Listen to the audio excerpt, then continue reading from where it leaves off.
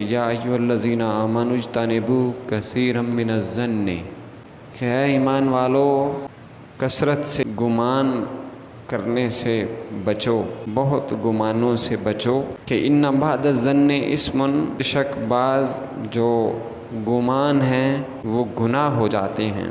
ولا تجسسوا، اور عیب نہ ڈھونڈو، عیب جوئی نہ کرو، عیب تلاش نہ کرو۔ ولا یغتب بعضکم بعضا، اور کوئی ایک دوسرے کی غیبت بھی نہ کرے۔ یحب احدکم ان یاکل لحم اخیہ میتا، کیا تم میں کوئی پسند کرے گا کہ اپنے مردہ بھائی کا وہ گوشت کھائے؟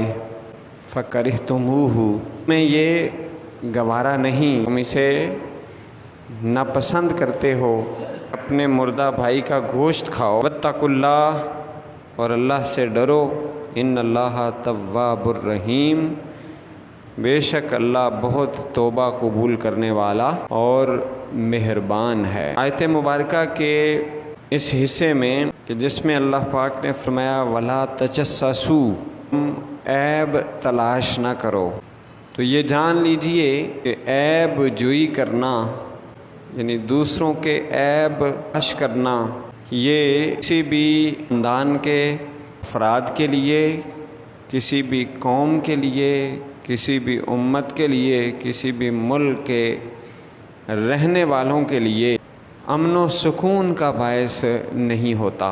اللہ رب العزت نے جو اس بات پر پابندی لگائی ہے تو فعل الحکیم لا یخلو عن الحکمہ، حکیم اور دانا ہوتا ہے اس کا کوئی بھی عمل کام حکمت سے خالی نہیں ہوتا۔ جب خالق کائنات جو سب سے بڑا دانا ہے، سب سے بڑا حکیم ہے، سب سے زیادہ عقل یعنی عقل کا منبع ہے، سرچشمہ ہے، تو اس خالق و مالک نے جو عیب تلاش کرنے پر پابندی لگائی ہے تو یہ کسی بھی طور پر بغیر حکمت کے نہیں ہو سکتی۔ لہذا قرآن مجید فرقان حمید کے ایک ایک لفظ کے اوپر ایمان رکھنا ایک بندہ مومن کے لیے لازمی ہے، ضروری ہے، میں کوئی شک نہیں۔ ہم سب قرآن مجید کی جو دیگر تعلیمات ہیں ان کے ساتھ ساتھ اس پر بھی ایمان رکھتے ہیں۔ اللہ نے فرمایا ہے کہ ولا تجسسوا،